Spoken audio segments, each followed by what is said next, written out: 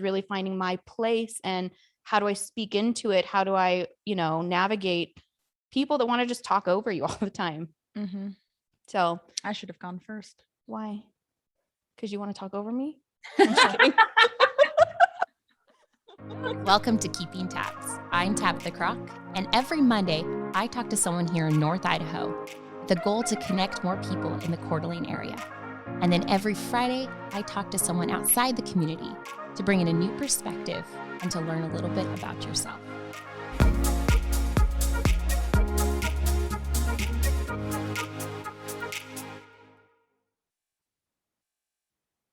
Do you love the Pacific Northwest as much as I do and want to show it off everywhere you go? I have the best apparel for you. Go to Forever Green PNW. So that's Forever ERGRNPNW.com or on their social media and go check them out. They have the best apparel. They have sweatshirts, they have hoodies, they have tees, they have swimsuits. They've got all kinds of great things to represent the Pacific Northwest. And they also are doing something really cool, little deals with their hoodies. So go check out them. They're fantastic and have a fantastic day. All right, I have two guests with me today, Tyann and Ashley, and they do lots of things, but we're going to kind of talk about what they're doing with Peach Mango, their podcast, and kind of what they've been up to. Actually, I had Tyann on, I should have checked what episode it was, but it is a long time ago. And we talked more about your marketing, your business, what you guys do, you and your husband. So I'm excited to just talk to you and what you're doing personally. Some really great things. So first of all, maybe just give us a little update on what you're doing and then a little bit about Peach Mango. So yeah, last time I talked to you, everything was in a completely different place. I think I had really just started down the boudoir world with photography. And I was still doing a lot of the marketing stuff with my husband. And we really talked about a lot of that. And I completely shifted my focus in a year's time. I love it. I started going and doing more and more boudoir. And it's actually the birth of Peach Mango because through those sessions, I realized how much women like me and like Ashley and like you really crave the empowerment that we're lacking. Like I saw so many times women walk in here nervous and really self-conscious. And we did a lot of this work together in the time span we were here, and they would leave completely different and shifted and a little bit more confident. And I kind of got addicted to that almost.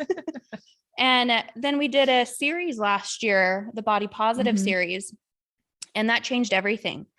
And then Ashley and I ended up having a conversation on my back patio one day about things we just wanted to be able to do in life. And we both have a passion for empowering and supporting other women. And so Peach Mango birthed there. It birthed on my back patio. And we didn't realize it at the time because it's been a heck of a ride the last year, how it's evolved. So when it all started, we kept everything bundled together and I was doing the portraits and we were doing Peach Mango stuff together. And Ashley since joined me and started doing portraits with me too. But over the last year, it's really just evolved in this crazy, amazing way. And then Peach Mango is what it is today. And you have a podcast now. And we do have a podcast. Why stop at one, splitting it into two things? Let's just add more. Absolutely. Keep adding. I like it. I like I've actually, so to do a little research on you guys, I started to listen to a couple of last podcasts.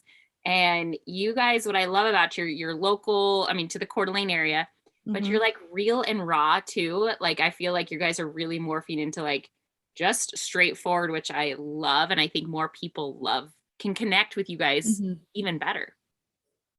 That was really important to us when we started the podcast, because there are so many that are, they're beautiful and you can tell that they're scripted from the beginning to the end, and there can still be value in that. Yeah. It just didn't resonate with us. And so we're like, if we're going to do a podcast, they're going to see and know who we are. The good, the bad, the ugly. Right. No, I'm not sitting here scripting us out. I'm not doing it. So yeah. And I've talked to many people about that in the podcast. There's people that they do the scripted. I usually have an outline of like questions if things get weird, because some guests I'm like, okay, and then they have like a one word answer. I'm like, oh goodness. So I'm gonna have You've to really interviewed my husband. No, I'm kidding. I don't know if you are. No, I get that. That's smart though. I think we've done the same thing where if we have a point that we really wanted to make sure, we'll write down just like those key points, but I can't script it. Mm-mm. And often and anymore, the way it's evolved, we sit down like, well, what do we want to talk about this episode? And it's like, well, what's going on in our lives? Mm-hmm. And so we use our personal lives as the guiding point for the podcast. Yeah. Which is I think great. there was one time I tried to script you for something else and it was a train wreck. I was like, Tyann, the script. And she was like, oh, are you serious about that? No. I guess not. Oh, that's funny. So Ashley, you are in a whole different, I mean, you're not in the photography world necessarily. No. And in that, so what made you kind of like, I mean, you have your daytime job, you have all your other stuff too. Is like, what made you kind of go shift and do this? And you're a full-time mom and you have all these other things going on, a businesswoman, community leader. What's one few things? What's a couple more? Well, and so, Tyann kind of shares like how Peach Mango birthed for her, but on my end, I wasn't here doing the photography. And so I was a part of her pretty large Facebook group where she shared her photography. Mm-hmm. And throughout the pandemic, and as she kind of more shifted towards boudoir, it was really evident, at least from me sitting there watching, that there was a shift happening within the group. Yeah. And you could tell women were seeking the group out more and more throughout the day. They were coming there for their triumphs, but they were also coming there when they were having a bad day. And all of a sudden, this group that used to be just for, sharing boudoir photos or family photos or whatever else it could have been, women, thousands of women were going to it on the daily to find that moment of connection and community. And so that's kind of when our conversations first started happening, where I was like, hey, just outside observation here, but there's something brewing here. There's something happening and there's more to this than just a VIP photography group. And so I kind of jumped in and started helping like moderate the group for her and adding a little bit more even value to it. And then that's what prompted the back patio conversations where we're like, this is not just a photography group anymore. Like there is a need for this growth, this community, this empowerment for women. And I think we just need to roll with it. Mm-hmm. And the birth happened. And then the birth just happened and out came Peach Mango. And everybody's happy and healthy and doing well. I know it does sound like you're actually have a child, your little love child. But then because like Tyann said in the beginning, it was all still, photography was so involved. I'm like, well, okay, I guess I'm a photographer now too. And so hey, that builds that resume. I was like, whoo, what's another thing, but now I'm blessed. I mean, most people don't start out photography in a state-of-the-art, studio with all of the high-end equipment and lighting and a photographer standing physically right behind them, moving them to the spots they should be in. So I know I need that. I'm a little pretty easy learning curve for me. I was like, okay, this is good. And then I have my little photographer behind me being like, Ashley, move the camera to the left for the love. Oh, okay. Yeah, well, I feel like that we should have that all parts of our lives, like just like doing anything. You're like, I want the professional behind me, like right, just steering. The rest of us are just aimlessly trying to do it. We're like, oh, let's just try to do this. Wouldn't that be nice if you just had somebody just to guide you? That's what it felt like in the beginning. All of the like trouble. Yeah. And she was very sweet about it. Like she would act like she wasn't helping, but she would just be like, oh gosh, the light over here. Oh, I'm just standing and the light over here is so nice. And I'm like, oh, is that you telling me I'm in the wrong spot? Thank you. Okay. That's what good friends are for. Subtly. It's like, oh, okay. So I totally missed the shot originally. Got it. Okay. I love it. So besides the podcast and your photography stuff and the boudoir and the portraits, what else are you guys doing with the Peach Mango? Like the empowering part, the part that like is the next step. Does that make sense? Like explain to people that are listening, because there's going to be people that are going to be like, I want to connect with these women and help me be a better me. Yeah. What is that? Do you want to go? And it's always funny when there's two people. I didn't even ask. I was like, oh, so both of you talk at the same time. Ready, go. Well, and okay, so to speak on what Tyann was kind of saying, that's what's shifted because we didn't know what peach mango was in the beginning. We're like, we know there's a need We followed and we know a everybody poll. likes Yeah. this and everyone likes the photos and everyone likes, but again, there's this other thing over here. And now I think we've shifted, we've got photos. We love doing photos, but peach mango is now really a full focused development empowerment society group. And so we host 2 events every single month. We do virtual events, we do in person. They're all really centered around growing you as a individual. So we're hosting everything from forgiveness workshops to how to set boundaries, because that's a very hard thing that women tend to have. We have got that going on next month. We're an entire society, an entire brand built around empowering the entire part of you. And so we have our own app. You can find us on social media. Mm-hmm. We make ridiculous We reels make and TikToks. ridiculous reels and TikToks. I love them. They scare me. They literally go out of their way to try to like scare me. Those, I'm sorry, Ashley. I'm so sorry, but I giggle every time I see the scary one. I mean, who doesn't? But I just don't know why I always have to be the target. I'm not lying. Like Chris was hiding, ready to do it again. I'm like, we have to be on a podcast. I know in he was. 2 seconds. Do not scare her. He was in here. I know he was. I sat in my car because I could see the shadow of him in the studio. And I was like, I'm not getting out. I'm going to be late to this podcast. And then finally he like begrudgingly walks over to the other office. Yeah. But no, we're an entire company built around empowering every part of you. So there's going to be some events that maybe resonate, some that don't, but it's really about just cutting down the bullshit, if I can cuss on here. Oh, you can. Well, if you watch the reels or when she gets scared, the F-bomb does come out and it's pretty funny. I turn into a sailor real quick. That heart rate goes up and I'm like, hello, I'm now a pirate. It's fine. And so we have it all, but it's really just focused around developing women into being the best self that they already are. It's just usually kind of hidden inside a few layers. So, Tyann, what kind of inspires you to be like your best self? I mean, you're kind of leading women, but you're also learning and on a journey yourself. What kind of inspires you to be your best you? Honestly, I have just a built-in passion and drive to do more and to be a positive impact.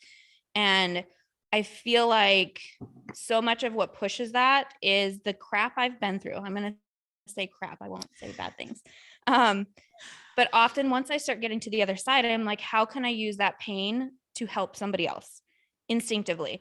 And so peach mango really evolved for me because I've been through a couple things and I learned a lot of stuff. And last year I would call it like 500 spiritual awakenings because it was a very rough year, but all of it really pushed me and guided me towards what we're doing now. And that is leading and teaching and guiding other women who maybe want to go from a place of just being lost or hurt or confused to finding that confidence that's still in there.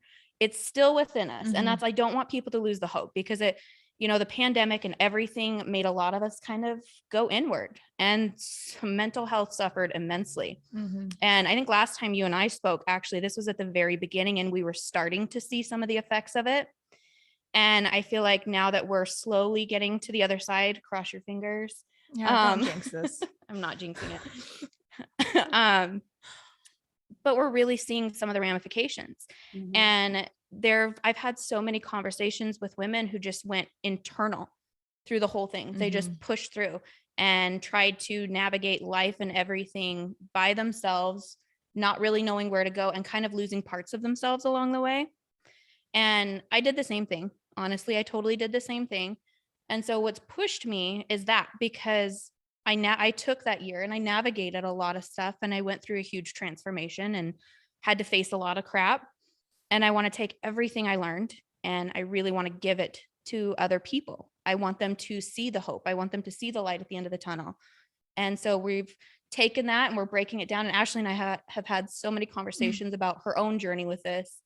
And it's allowed us to build an entire year of events to just curate that, really. Oh, build on it. Yeah, that's wonderful. Kind of the same question to you, Ashley. You obviously everyone goes through their own journey, their own thing, and you're juggling so many balls. What kind of inspires you or motivates you to be like your best self, and maybe give that to others as well? It's a bit on what Tyann touched on, where I'm a hard road taker. It's like sometimes I swear I do it to myself. And so I have gone through so many things in life. I was the young teenage single mom. I was the domestic violence victim. I was the college dropout, turned back into college. I've gone through so much throughout my life. And even though it's hard, because I was definitely taught as a child to fake it till you make it. You don't let people in if you're struggling, if you're going through something, you don't air that dirty laundry. You don't bring it up. You act like your life is perfect. But every time I would bring it up, every time I would share, it not just helped me, but it helped others. Because the feeling of being alone, of this must just be me. Like there must just be something wrong with me, right? Nobody else in the world could be going through what I'm going through, but that's just not the case. And so when you give voice to it, you kind of disable the power it holds over you, but it also lets others see that they're not alone. Mm-hmm. And the moment I was able to shift that mindset, I was like, okay, there is something to this. And I am going to be the cycle breaker. I'm not going to raise my children, because I have 3 kids. I'm not going to raise my children to be that way. They're going to see the mom who is okay with growing and healing and forgiving and pushing themselves. So that's kind of a weird answer, but it's a lot of, yeah. I'm very committed to being a cycle breaker with my upbringing and with, for my kids. And I'm very just committed to kind of breaking the stigma about it's okay to want to grow. One, because there's even a stigma about wanting to grow for whatever, especially with women. There is this weird stigma about like wanting to push yourself and be the best version of you and wanting to kind of test the boundaries a bit. And not being perceived as snotty, bitchy, like so many things. And there's such power. I have all those. Like, those are all my nicknames. Oh my gosh. Self-awareness, right? Self-awareness. Yeah. So it's just those little moments where I kind of get vulnerable and share, and then my messages start blowing up from other people thanking me. And I'm like, whoa, I'm sitting here like nervous that I even shared something. And then everyone's like, thank you. Like, thank you for breaking the fake Instagram world of what I thought your life was. And I'm like, my life is a crapshoot, man. Well, no, it's a great point, because we see these influencers, we see people online, or we see our community members, or we see our friends. Yeah. We see this one side, and or even like someone that's like super, I guess, popular, and you watch their life and they kind of share their journey. But to see someone in your community, or someone you can relate with, maybe you have, like you said, like have those similar things, whatever it may be. Yeah. It's just really nice to be like, oh, she's human and she's just like the rest of us, but she also, I can reach out and actually connect with her. When you reach out as a social influencer or someone else you see kind of you can connect with, they're not going to respond to you. Right. But it is neat to have like, to see that, but also how do you navigate the struggles of, I guess, being a community member and putting you guys, you say a lot of stuff that, and you're also community members. You also have people like, obviously we're in a small town, everyone judges everybody, but how do you navigate like, being real and raw, but then, going and having these business lunches or whatever it may be? That was a hard one for me. I think even at one point there was a very influential, beloved individual in town who brought up running potentially for like city council down the road for me. And I was like, oh, honey, I've said too much. There's too much out there on me. Like, it's not in the cards for me.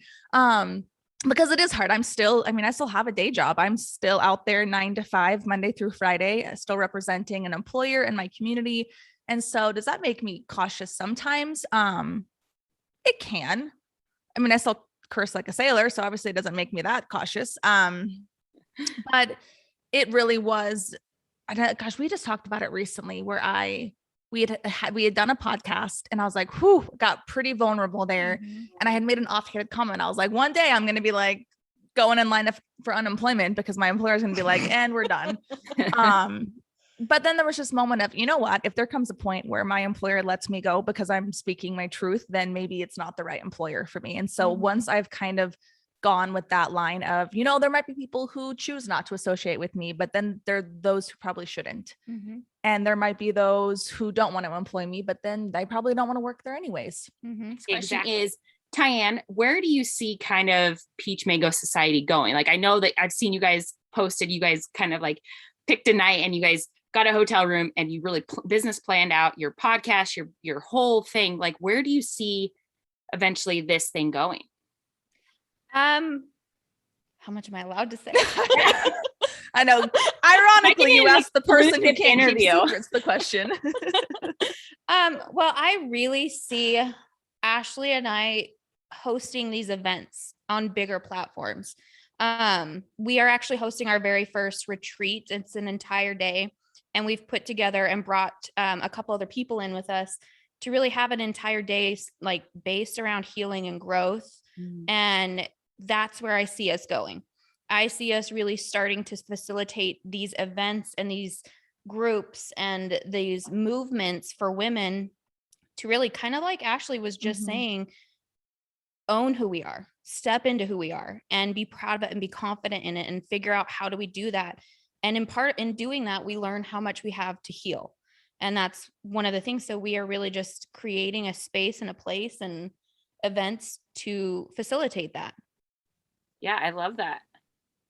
I was like, so good. I'm so proud of you. You didn't tell everything. I didn't very proud of you. Too much. You sure her like hearts. I can feel her heart. Like she's like, what can I say? She looks over at Ashley. I was like, now I'm really intrigued. I've been watching the story about inventing Anna on Netflix, and the like. Have you guys seen this? No, I've seen all the previews, and I keep putting it off because I know I won't be able to. Like, I'll have to binge it. Yeah, yeah. Like last night, I was like, can we watch one more episode? But like the person that's interviewing, she doesn't stop until she gets the answer she wants. So I'm like, how can I get the experience? How do I do that? I love it. I've asked Tyann this, but since you're local to the area, I always like to ask, what is your favorite fun question? Where's your favorite go-to restaurant in Coeur d'Alene? Tyann has your changes. Well, yeah. What was yours? I don't know. Was it Izzy's back then? Because it's probably Izzy's now. It's still Izzy. Well, it's also on your block pretty much. It is. And I go there often because I love her food. Yeah. Izzy's is probably top 3 for me too. My heart is still with Syringa because I love sushi. And I think we're pretty darn blessed to have such a good sushi place in town. Me too. Yeah. And then for quick food, I really like Rocco's. Oh yeah, they have great teriyaki. Food. They do good food. And then I also love Izzy's. Have you guys been to the new Garnet yet? No. We went yesterday and it was crazy. I've never seen a wait like that. Really? Oh, I'm sure. That's what I've been giving it space because it's the wait's probably 2 hours plus. Oh, it's crazy. We went and put our names down and went in shopping for just a minute, and then we came back and we still had to wait. And I was like, which is good because they've been closed for so long. Yes. It was really awesome to see the community kind of pour in them, but there's so much seating and it was packed. Oh my gosh. Well, I'm sure they had to probably even hire more servers. And then I didn't think about that though. You could put your name down and then go to Costco. Yeah. Especially if it's that long of a wait, you definitely have time. Yeah. And then by the time you get done, and it's cold enough silver, nothing gets ruined. And then you'll still have just a 30-minute wait. So Tyann, if you could have dinner with anybody dead or alive, who would it be? Ooh. If I could have dinner with anybody, who would it be? I don't even remember. I think you asked me this last time and I answered it. And my answer would probably have shifted even. Honestly, now it'd probably be Brene Brown. I would love to sit down with that woman and just dive into vulnerability and shame and really dissect it because it's so intense and powerful and prevalent. What about you, Ashley? I think I'm gonna say my great grandmother. Oh, Grandma Crow. Grandma Crow. Actually, I got a tattoo for her, which I'm pretty sure she hates tattoos. So sorry about that. But no, my great grandmother lived a incredible life, and there's so much mystery around her life. She was a young widow. Well, first off, they changed their entire name, like their identity. They fled Chicago, moved across the country, and then my great grandfather was mysteriously killed just a year later. Wow. And then, so here's this, the 1940s, raising two boys who went from being a cleaner in a company to owning said company. Wow. Before like she retired. It's just like her story is incredible and there's so much mystery. And I would just love to figure out how, like, yeah, especially like I said, 1930s, 1940s, 1950s, we have a widow who went from cleaning the office building after hours to owning the company by the time she retired. It was, woman took way too many secrets to her grave. So kind of like the mafia or something over here. it does. It's crazy. We just figured out like all of their legal names and like what changed, but there's just so much mystery and she's probably hidden money somewhere. So I'd like to have a conversation with her. Isn't that funny? Where'd you bury it, Graham? Where'd you bury it? Help me out, Grandma. It's so funny, the tattoo thing, because my cousin and I got little, well, hers is bigger, but we've got matching tattoos, like kind of something that symbolized our grandma. And I was like, I bet my grandma's like, what are you two doing? Because she probably would not have enjoyed it. Oh yeah, there's no way. Well, I don't know. Maybe she'd be open to it. Probably not, but yeah, she probably hates it. She's probably like, really? You got a big giant crow on your back for me? How dare you? It's like, I hate crows. Though, okay. It's really pretty. So, I mean, what you guys are doing, you're really just, I mean, the network you're building, all these great things that you're doing. There's I'm really excited and very proud of both of you for this, because as when I lived away and then I moved back and kind of got back into the business community in Coeur d'Alene, and there was no outlet for someone like me, like, trying to get back into the, like, who should I meet? What groups should I be a part of? How do I do this? And navigating, like, as women, we aren't, we struggle through the business world because of certain things. Mm-hmm. And we're not sometimes seen as like important, or that we are like actually great at our jobs. And I think that culture is changing a little bit, but I wish I would have had something like you guys, like, hey, let me show you how to like empower yourself, empower around you, do things like that. So if there is a young female, maybe someone that's new to the, like, trying to get into, whether it's really owning herself or getting the community, what kind of advice would you give to someone maybe, dealing with those kind of things? No, sir. What advice would I give somebody? It's intimidating to be a woman stepping into the business world. So when I started my business, that's my first experience stepping out on my own. And I hadn't worked in a professional setting in a very long time. Like the last time I was in a professional setting, I worked for the public defender's office like 10 years ago. And it was intimidating. And, I don't think I'm young, but I'm younger in the business world. Mm-hmm. And so to be young and to be a woman and trying to step into that, I played small. Mm-hmm. I played very small, and I didn't find my voice, and I didn't stand up for myself.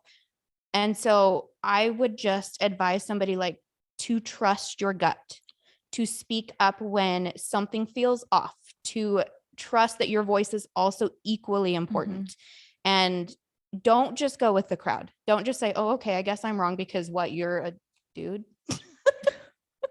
And really follow it, because don't play small. Like you are just as valuable. Your voice and your perspective has so much value in this world. Don't play small. And that would really be my biggest advice, because that was the hardest thing for me to overcome, was really finding my place and how do I speak into it? How do I, navigate people that want to just talk over you all the time. Mm-hmm. So I should have gone first. Why? Because you want to talk over me? No, because you're about to say that. I keep saying like the same darn thing as you the whole time. Well, I'm glad I went first then. I know. I should have gone first this time. Because that's like almost the same exact answer. I spent 11 years in the corporate finance world in banking, and that's a very traditional, very, old school mentality. And it's amazing how long it took me to realize your gut and your intuition is not wrong. So in those moments where you're just like, that's not settling well with me, where that's making my stomach do little kind of flip-flops. that's the time where you have to stand up. That's the time where you have to speak up. That's the time where you don't chalk it up to just being like, oh, I'm being sensitive right now. Oh, I'm being, I just don't know as much. They have more seniority than me, or they know more. Because there were so many moments where, my radars were going off of, nope, this isn't right. Or I could help here. And I chose to stay silent because of whatever A, B, or C reason, versus going, hey, you know what? Women's intuition is just a powerful thing. And when you feel it's being able to recognize when you feel those little moments, that means it's time to speak up. It means it's time to have action or speak up or do something, not even always bad things, but it's just like that moment where, they ask for a volunteer for a project and you're sitting there choosing not to volunteer, even though you are the best person for it because of whatever self-doubt or limiting beliefs that are going on. Speak up. When you start to be able to recognize those moments and push past them, that's when your growth just skyrockets. And knowing your value. Yeah. Because there are too many women who don't volunteer for things or don't raise their hands when they should. Great. See, great answer. It wasn't even the same. That was beautiful. I had to change it last second. So if people are listening right now and they want to connect with you, whether it's through the boudoir, whether it's Peach Mango Society, whether it's just wanted to chat with you guys or listen to your podcast, how do people connect with you? So Peach Mango, it's Peach Mango Society. You can connect with us on Facebook or Instagram, or all of those places will also direct you to our membership app, which that's really where you can connect with us. For photography, if you need boudoir, branding, headshots, that's Wild. There goes my voice. Wild Lux Portraits. So photography is Wild Lux Portraits. Peach Mango Society is the empowerment. And we're all over social media. We even have TikToks, for crying out loud. We are so findable. You guys findable. Yes. So findable. So Ashley, I'll start with you on this one since Tyan's getting the first of a couple. I'm going first. So this is my last question is, we've talked about this multiple times, is the pandemic. It's people have struggled. Let's just say mentally, physically, emotionally, especially the mentally, I think is a big piece. What kind of advice would you give someone maybe struggling right now or still kind of weird in their little whatever world's going on? What is a piece of advice you give someone that's mentally struggling? Ooh, that could be a loaded one for you. I would say the biggest thing is it is okay to stop faking it. We are at a time, it is okay to say something is not working.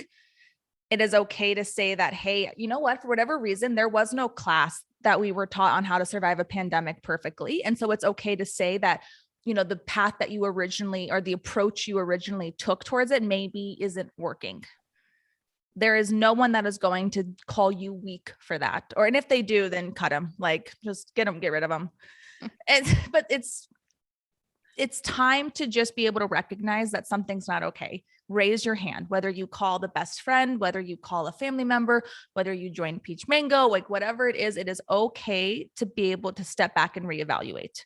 Because the majority of people, I think, went into the pandemic with the head down focus of just getting through it, because we all just thought it was going to be 90 days. Fine, suck it up, put your head down and get through it for 90 days. It's been 2 years now. And there are still individuals who have that, who went into that survival mode and haven't gotten back out. And it's okay. The best thing you can ever do in any moment of your life is to constantly be reevaluating what you're doing, checking yourself, checks and balances. So it is okay to now pause and reflect and take a different approach, whether that's talking to a professional, whether that's changing. How many people did we see change careers during the pandemic? Oh yeah, for sure. Great things have come out of this when you've actually taken a step back and paused and go, hey, you know what? Fine. I started out going the one way, but now I get to go another way. I get to raise my hand and go, hey, I'm freaking miserable because it's been 2 years and my kids are still at home and I can't even find the floor in the bedroom. And it's okay to say, maybe I should change some things. Stop faking it till you make it. I think it's also really just to add to it, because you and I have had this conversation, it's okay to not be okay. Yeah. It's okay to allow yourself time and space to feel everything, to feel the weight of all the shift and the change in the world and the heaviness. but you also have to be the one that does do that check-in that says, okay, I'm going to feel this, and then I'm going to pick myself up and I'm going to figure out what my next step is. And maybe all you can do is figure out that very next step. And it's literally one step at a time. So maybe one better thing to do today is call the friend, reach out on social media, but it's okay not to be okay. But you also have to take responsibility for that.